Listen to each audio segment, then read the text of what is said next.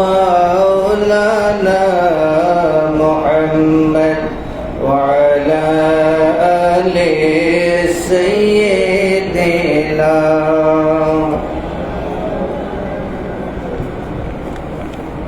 উপস্থিত সম্মানিত মুআজ্জাজ মুহতারাম ওয়াল মুকাররম সামিনে কেরাম, আল্লাহ রাসূল প্রেমিক সরল মনা মুসলমান ভাই বাবাজিরা, রহমানি রাহমাকুমুল্লাহ তাআলা, আসসালামু আলাইকুম ওয়া রাহমাতুল্লাহি ওয়া বারাকাতুহু। মহান আল্লাহ পাকের দরবারে লাখ কোটি শুকরিয়া আদায় করি, যিনি আমাদের সকলকে আসার এবং বসার তৌফিক দান করেছেন। কালিমাতুশ শুকর আদায় করি, সকলে পড়ি আলহামদুলিল্লাহ। সেই মহান রব্বুল আলামিনের দরবারে লক্ষ কোটি শুকর ও সুজুদ আদায় করি, যিনি আমাদের সকলকে আখির নবীর উম্মত হওয়ার তৌফিক দান করেছেন এবং প্রত্যেকটি ইবাদতই পরিপূর্ণভাবে আমাদেরকে আল্লাহ পাক দান করেছেন, নসিব করেছেন। অল্প অল্প ইবাদতে বেশি বেশি সওয়াবের ব্যবস্থা রেখেছেন, আল্লাহ পাকের সন্তুষ্টির ব্যবস্থা রেখেছেন। দুনিয়া এবং আখিরাতে ধরপাকড় থেকে, জাহান্নামের ধরপাকড় থেকে, আযাব থেকে আল্লাহ পাক হেফাজত করার জন্যে আমাদেরকে তার প্রিয় হাবিব সাল্লাল্লাহু আলাইহি সাল্লামকে আমাদের মাঝে পাঠিয়েছেন। বলুন সুবহানাল্লাহ। সে প্রিয় নবী রাহমাতুল লিল আলামিন মুহাম্মদ রাসূলুল্লাহ সাল্লাল্লাহু আলাইহি সাল্লাম কুরআনুল কারীমে তিনি বয়ান করছেন হযরত আদম আলাইহিস সালামের সন্তান কাবিল এবং হাবিলের কথা আল্লাহ পাক তার প্রিয় হাবিবের মাধ্যমে উম্মতে মুহাম্মাদীকে জানিয়ে দিচ্ছেন। আল্লাহ পাক রব্বুল আলামিন বলেন, ওয়াতলু আলাইহিম নাবা ইবনাই আদম বিল হক। রব্বে করিম, রব্বে যুল জালাল বলেন, হে আমার নবী, আপনি তাদেরকে শোনান, আপনি তাদেরকে আমার কোরআনুল কারীমের আয়াত পড়ে শোনান। আদম আলাইহিস সালামের সন্তানদের বিষয়ে যে কুরবানির যে বিষয় ঘটেছিল, তাদের মধ্যে উভয়ের মধ্যে যে বিষয় সংঘটিত হয়েছিল, এই বিষয়গুলো আপনি আপনার উম্মতকে জানিয়ে দেন। বলুন সুবহানাল্লাহ। এজন্য আল্লাহ রাব্বুল আলামিন উম্মতে মুহাম্মাদীকে জানিয়ে দেওয়ার জন্য, জানিয়ে দেওয়াকে বরকতময় মনে করেছেন, জানিয়ে দেওয়াকে আল্লাহ পাক বড় নিয়ামত মনে করেছেন। ওই হাজার হাজার বছর পূর্বের ঘটনা আল্লাহ পাক জানিয়ে দিচ্ছেন। কুরবানি ওই সময় কুরবানি ছিল, এখনো কুরবানি আছে, কিয়ামত পর্যন্ত কুরবানি থাকবে। হযরত আদম আলাইহিস সালাম এর সময় শরীয়ত আইন ছিল বিবাহ শাদীর মধ্যে একজন সন্তান, একজন ছেলে সন্তান আর একজন মেয়ে সন্তান জন্মলাভ করত একই সাথে। যমজ একজন বোন আর একজন ভাই জন্মগ্রহণ করত, তাদের মধ্যে বিবাহ শাদী হারাম ছিল। পরবর্তীতে যে এক বছর পরে আবার পরবর্তীতে যেই সন্তান পৃথিবীতে এসেছে, যে সন্তান এসেছে একজন ছেলে একজন মেয়ে, আগের মেয়ের সাথে পরের ছেলের অথবা পরের মেয়ের সাথে আগের ছেলের বিবাহ সম্পন্ন হইতো। এমনি ভাবে আল্লাহ পাক রব্বুল আলামিন বিধান করেছেন সেই যুগে। এটাই ছিল ওই যুগের শরীয়ত বিধান। জোরে বলুন না সুবহানাল্লাহ। কিন্তু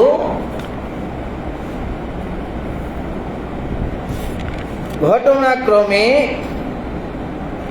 হাবিলের যমজ বোন ছিল কালো,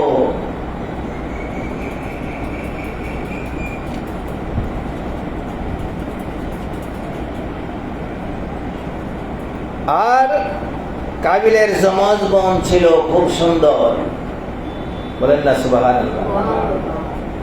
এখন কাবিল বিবাহ করবে, হাবিলের সাথে যে বোন যমজ বোন জন্মিয়েছে সে কালো ছিল। আর কাবিলের যমজ বোন যে সুন্দর ছিল, সে বোনকে বিবাহ করবে, ওই সময়ের আইন মোতাবেক হাবিল বিবাহ করবে। কিন্তু ঘটনাক্রমে কাবিল সে শরীয়ী আইনকে, আদম আলাইহিস সালামের শরীয়ী আইনকে অস্বীকার করতে লাগলো। সে বলল, না, আমার সাথে যে বোন জন্মিয়েছে সে সুন্দর, আমি তাকে বিবাহ করব। নাউজুবিল্লাহ বলেন। আল্লাহ রাব্বুল আলামিন এদিক দিয়ে আদম আলাইহিস সালামকে, তিনি চলে যাচ্ছেন হজের জন্য, তিনি রওনা হয়ে গেলেন। আর সন্তানদেরকে বলে গেলেন, সন্তানেরা তোমরা শোনো, তোমরা আল্লাহ পাকের রাস্তায় কুরবানি দাও। إذ قربا قربانا فتقبل من أحدهما ولم يتقبل من الآخر। আল্লাহ রাব্বুল আলামিন বললেন, তার আগে আদম নবী বললেন, তোমরা আল্লাহ পাকের জন্য কুরবানি দাও, আল্লাহ পাকের নামে তোমরা কুরবানি করো। তোমাদের যার কুরবানি আল্লাহ গ্রহণ করবে, কবুল করে নিবে, মনে করবে তার কুরবানি হয়েছে। তোমরা যে সত্যের উপরে থাকবে তার কুরবানি আল্লাহ কবুল করবে। আর যদি অসত্যের উপরে তোমরা থাকো তাহলে তোমাদের কুরবানি আল্লাহ কবুল করবে না। এই আখিরি নবীর উম্মতের কারণে আল্লাহ পাক কত আমাদের জন্য মায়া মহব্বত। ওই যুগে কার কুরবানি কবুল হয়েছে, কারটা হয় নাই, সরাসরি আল্লাহ পাক বাস্তবিক প্রমাণ করে দিয়েছে। সুবহানাল্লাহ বলেন। আর আমরা যারা আখিরি নবীর উম্মত কুরবানি দেই, কারটা হয়েছে কারটা হয় নাই বোঝার কোনো ক্ষমতা নাই। আল্লাহ পাক সুযোগ করে দিয়েছেন, বান্দারে ভুল করবে সংশোধন হও, ভুল করবে তওবা করো, আমি আল্লাহ পাক তোমাদেরকে মাফ করে দিব। তোমাদেরটা আমি আল্লাহ গোপন রেখেছি, বলুন সুবহানাল্লাহ। কারণ হাসরের ময়দানে তোমাদের জন্য অন্যান্য নবীর উম্মতের চাইতে তোমাদের জন্য আরো বেশি বেশি নিয়ামত আছে। আল্লাহ পাক রব্বুল আলামিন হাসরের ময়দানে আখিরি নবীর উম্মতকে হাসরের ময়দানে ডাকবেন, প্রকাশ্য সবার সামনে ডাকবেন না। যারা মুনাফিক, যারা কাফের, যারা বেদিন, যারা নাস্তিক, যারা নবীর শানে গুস্তাখি করেছে, ওলির শানে বেয়াদবি করেছে, কোরআনের আয়াত অস্বীকার করেছে, ওদেরকে আল্লাহ পাক রব্বুল আলামিন প্রকাশ্য ডাকবেন। আর যাদের অন্তরে হুব্বে রাসূল রয়েছে, নবী প্রেম রয়েছে, নবীজির ভালোবাসা রয়েছে, আল্লাহর প্রেম রয়েছে, আল্লাহ পাকের মহব্বত রয়েছে, তাদেরকে আল্লাহ পাক প্রকাশ্য ডাকবেন না, তাদেরকে আল্লাহ পাক পর্দার মধ্যে আল্লাহ পাক পার্সোনাল করে ডাক দিবেন। যারা বলুন না সুবহানাল্লাহ। ডাক দিয়ে বলবেন, বান্দারে, হে আমার বান্দা, তুমি দুনিয়ার জমিনে এই গুনাহ করেছো। বান্দা বলবে, আল্লাহ, হ্যাঁ, দুনিয়াতে গুনাহ করেছি। তুমি কি দুনিয়ার জমিনে পাপ করেছো? আল্লাহ, দুনিয়ার জমিনে এই পাপগুলো করেছি। বান্দারে, দুনিয়াতে আমি তোমাদের জন্য গোপন রেখেছি আমার নবীর মহব্বতে, আখিরি নবীর উম্মত, এই জন্য তোমাদেরকে বড় ভালোবাসি। আজকে তোমাদেরকে গোপন রেখে আমি গোপনে তোমাদেরকে মাফ করলাম। জোরে বলুন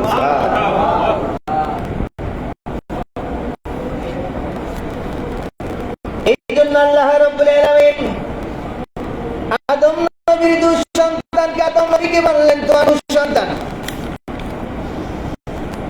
হাবিল দাবি করে সেই হকের উপরে রয়েছে, কাবিল দাবি করে হকের উপরে রয়েছে।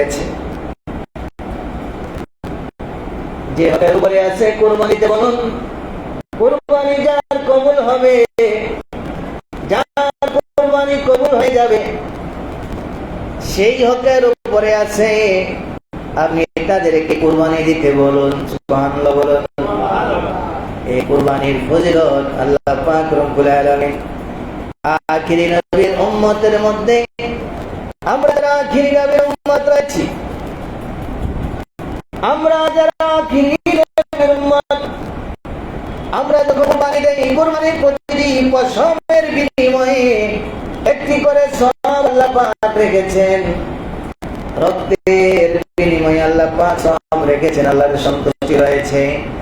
যদি আমার আপনার অন্তরে যদি আল্লাহর মহব্বত থাকে, যদি আমি আপনি অহংকার মুক্ত অন্তর নিয়ে যদি আমরা কুরবানি দিতে পারি, তাহলে আমার আপনার কুরবানি মহান আল্লাহ পাক কবুল করে নেবেন।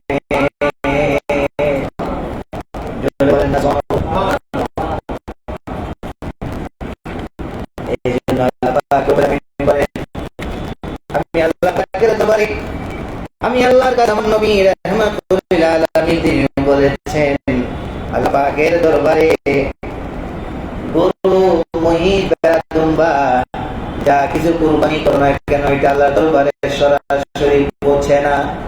বান্দারে অন্তরের তাকওয়া, তোমাদের অন্তরের তাকওয়া গুলো আল্লাহ পাকের দরবারে পৌঁছে, জোরে বলেন না সুবহানাল্লাহ। তোমরা জেনে কাজ ও উদ্দেশ্য নিয়ে আল্লাহ পাকের দরবারে তোমরা বান্দা, সেটা মহান পাক তোমার আমার কুরবানি আল্লাহ কবুল করে নেবেন। দুই ভাই কুরবানি দিতে প্রস্তুত, দুই ভাই কি দিতে প্রস্তুত, কুরবানি দিবে।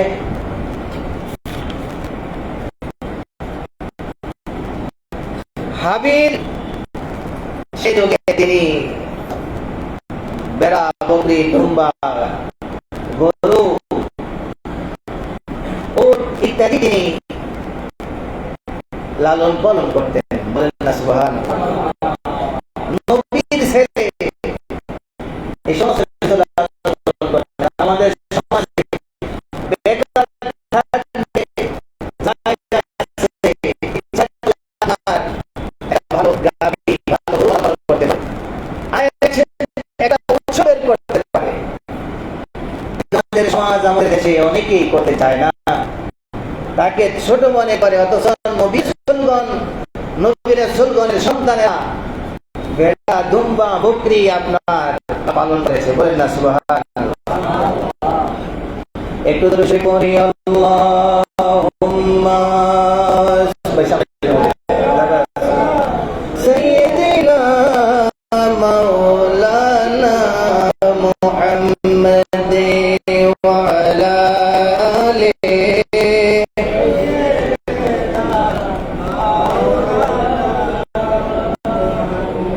তাহলে বোঝা গেল আদম নবী, শুধু আমরা আখির নবীর উম্মতরাই কুরবানি দেই না, ওই আদম নবীর যুগে আদম নবীর সন্তানেরাও কুরবানি দিয়েছেন, বলেন না সুবহানাল্লাহ। প্রত্যেক শায়েখ বলে যে কুরবানি যুগে যুগে কুরবানি ছিল না। হায় হায়, অথচ আল্লাহ পাক কোরআনুল কারীমে বলছেন, আদম নবীর কুরবান সন্তানদের কুরবানির কথা আল্লাহ কোরআনুল কারীমে তুলে ধরছেন, বলেন না আল্লাহু আকবার। তবে ওই সময়ের কুরবানির সিস্টেমটা ছিল ভিন্ন, কুরবানি ছিল মানে আল্লাহ রাস্তায় কুরবানি করে দেওয়া, কুরবানি ছিল আখির নবীর উম্মতের যে একটা পরিপূর্ণ শরীয়ী আইন বিধান, এত সুন্দর শরীয়ী আইন বিধান অন্য যুগের উম্মতের জন্য ছিল না। এটা আখির নবীর উম্মতের কারণে আমরা এত সুন্দর শরীয়ী বিধান পেয়েছি, শরীয়ত পেয়েছি, বলেন না সুবহানাল্লাহ। আপনি কুরবানি করবেন, আপনিও খেতে পারবেন, অপরকেও খাওয়াইতে পারবেন। আর অন্যান্য সময় আদম নবীর সন্তান যে কুরবানি দিয়েছে খাইতে পারে নাই, কি করতে পারে নাই, খাইতে পারে নাই, কিন্তু কুরবানি ছিল। এই জন্য আমাদের মধ্যে লোক বেশি, জন্য আমাদের মধ্যে কি বেশি?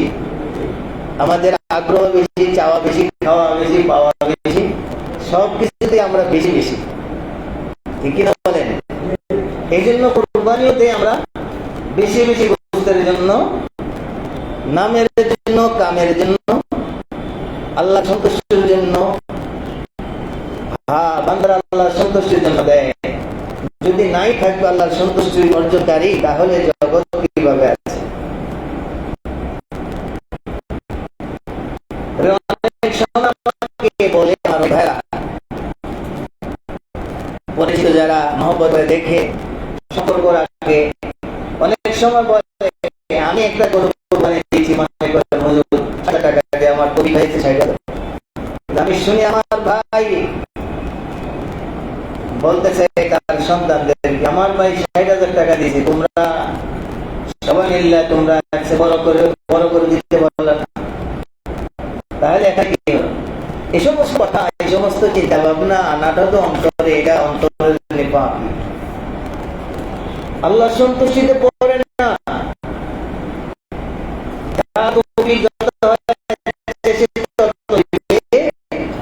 মানুষকে দেখানোর জন্য হয়। সবাই বলেন কাকে?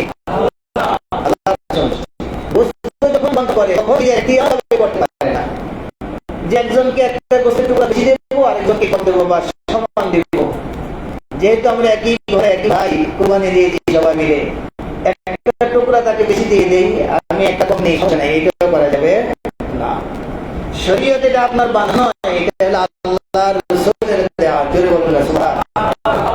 এজন্য এখানে কম বেশ করা ইখতিয়ার আপনার নাই।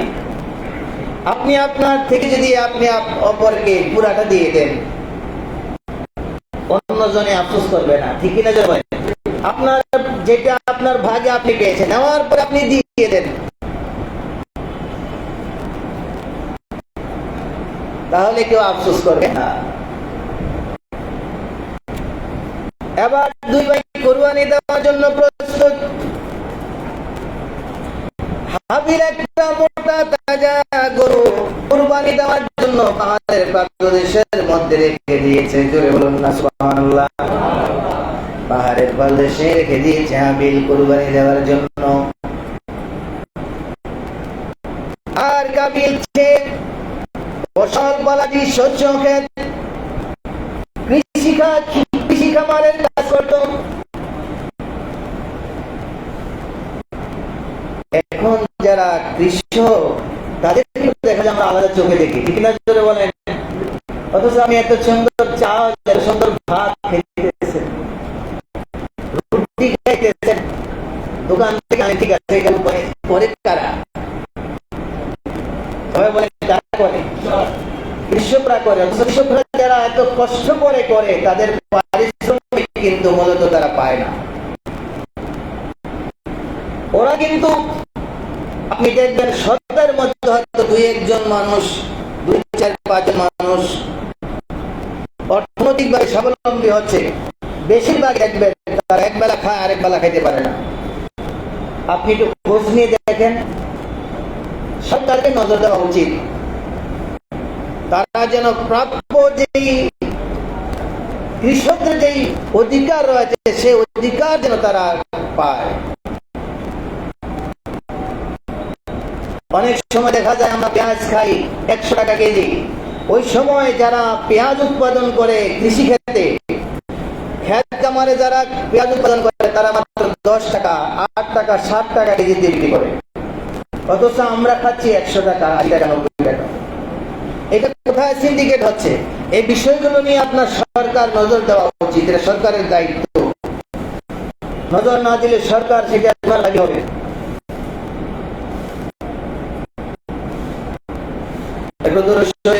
আল্লাহুম্মা সাল্লি আলা সাইয়্যিদিনা মাওলানা মুহাম্মাদ ওয়া আলা আলি সাইয়্যিদিনা। আমরা সবাই গুনাহগার গো, নবীজি আপনায় চিনলাম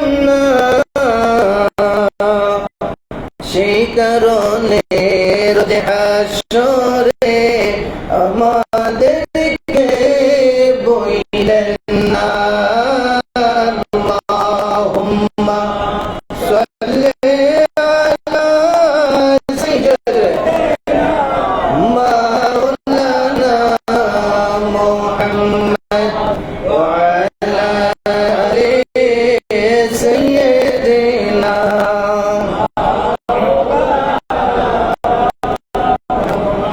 আল্লাহ পাক রব্বুল আলামিন বলেন, ইয়া মান নবী কামলি আলাম, আপনি কুরবানি করুন আমার নবী। আল্লাহর নবী তিনি কুরবানি করতেন। সাহাবায়ে কেরাম বলে আল্লাহর হাবিব তিনি নিজের জন্য নিজের পরিবারের পক্ষ থেকে কুরবানি করতেন, আবার আল্লাহর নবী তিনি উম্মতের পক্ষ থেকে একটা কুরবানি করতেন। জোরে বলুন না সুবহানাল্লাহ। একটা বকরি আমার নবী উম্মতের পক্ষ থেকে আদায় করতেন নবীজি। যারা কিয়ামত পর্যন্ত কুরবানি দিতে পারবে না, আমার নবী তাদের পক্ষ থেকে আমার মায়ার নবী নিজে আদায় করেছে।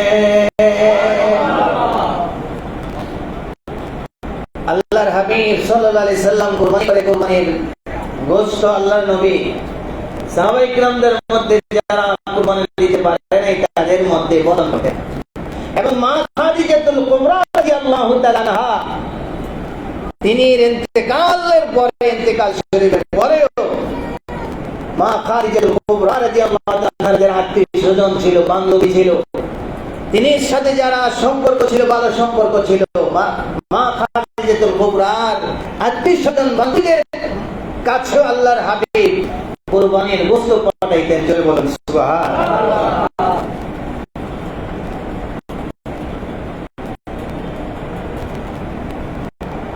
আল্লাহর হাবিব সাল্লাল্লাহু আলাইহি সাল্লাম মা খাদিজাতুল কুবরা রাদিয়াল্লাহু আনহাকে এতটা মহব্বত করতেন। বলুন না সুবহানাল্লাহ। এই কুরবানির সময়ে শুধু আমরা কিছু কুরবানি, শুধু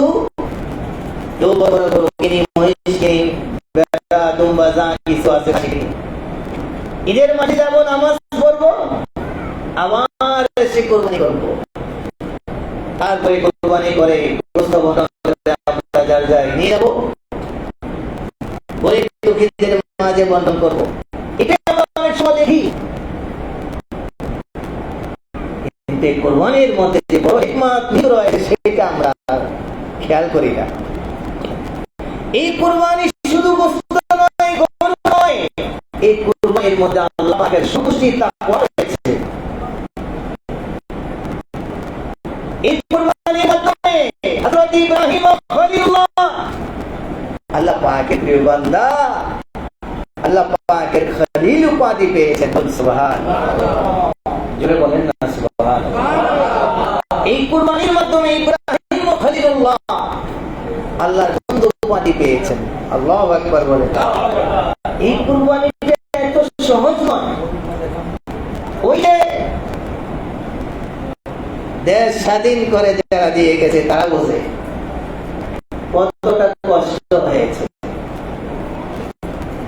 আজকে যদি আজকের এই সমাজে আমরা যদি বুঝতাম তাহলে বাড়িঘর ভাঙচুর করতাম না। দেশের সম্পদের কতটা দরদ, এই দেশের মাটি কতটা দাম, এই দেশের সম্পদের কতটা দাম, যদি আমরা বুঝতাম তাহলে এই দেশের সম্পদের সম্পদ নষ্ট করতাম। একজন কি আরেকজনের বাড়িঘর জ্বালিয়ে দেয়, পুড়িয়ে দেয়, ভাঙচুর করে দেয়। আমাদের দেশের অবস্থা কি? আল্লাহর গজব যে আসে না শুধুমাত্র ওলি আল্লাহদের কারণে, না হয় দেশে গজব আসতো।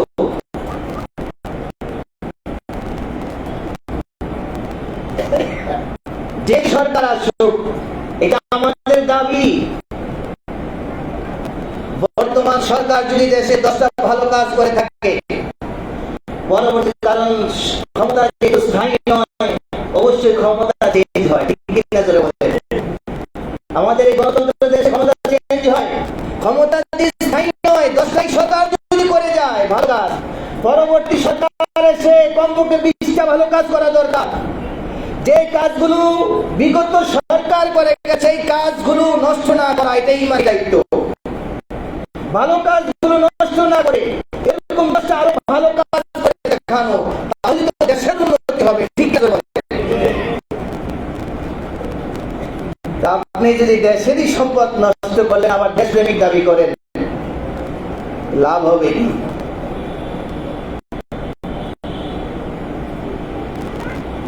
আফসোস লাগে আমাদের দেশের সম্পদ নষ্ট করে আবার দেশপ্রেমিক দাবি করে। এই জন্য যদি মুমিন হয়, মুত্তাকি হয়, পরহেজগার হয়, নবীজির আইন কানুন যদি সত্যিকার মেনে চলে, দেশের সম্পর্ক নষ্ট করবে না, অন্য ঘরের বাড়ি ভাঙচুর করে না, অন্য ঘরের বাড়িতে আগুন জ্বালাবে না। ঠিক কিনা জোরে বলেন?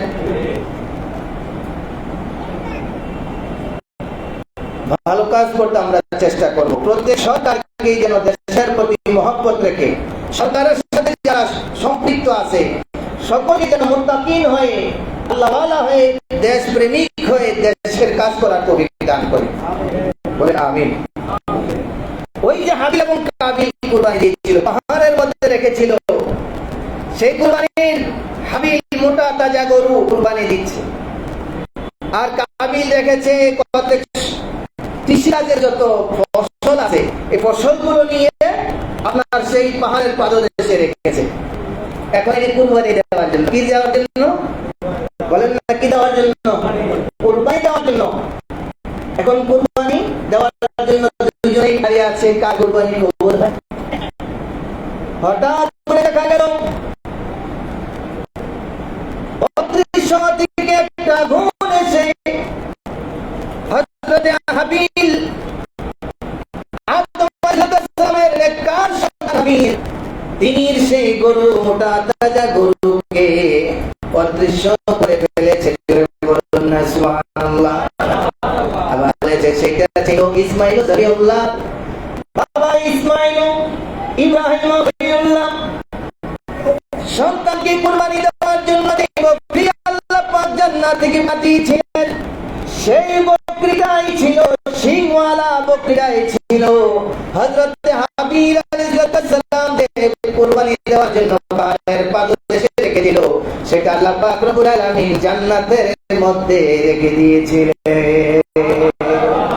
জোরে বলেন না সুবহানাল্লাহ। সেই হাবিল আলাইহিস সালামের কুরবানি কবুল হয়ে গেল। আবার দুই ভাইয়ের মধ্যে হিংসা শুরু হয়ে গেল। সর্বপ্রথম খুন খারাপি সেখান থেকে শুরু হলো। সে কাবিল হাবিল আলাইহিস সালামকে আপনার হিংসার কারণে খুন করে দেবে, কিভাবে কবর দিবে সেখান থেকে সিস্টেম এসেছে।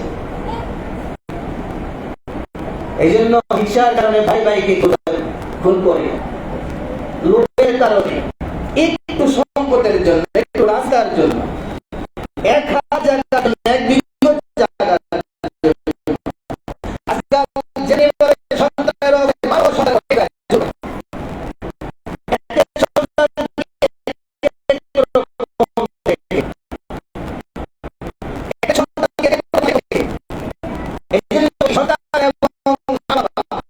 আমরা পরিবারে যারা আছি সবাই যদি আল্লাহ আমাদের সকলকে, আমাদের সকলের উপরে কাছে রহমত নাযিল করেন। আল্লাহ তৌফিক দান করুন। আমিন। ওয়া তাওফিক বিল্লাহ। ওয়া আসসালামু আলাইকুম ওয়া রাহমাতুল্লাহি ওয়া বারাকাতুহু।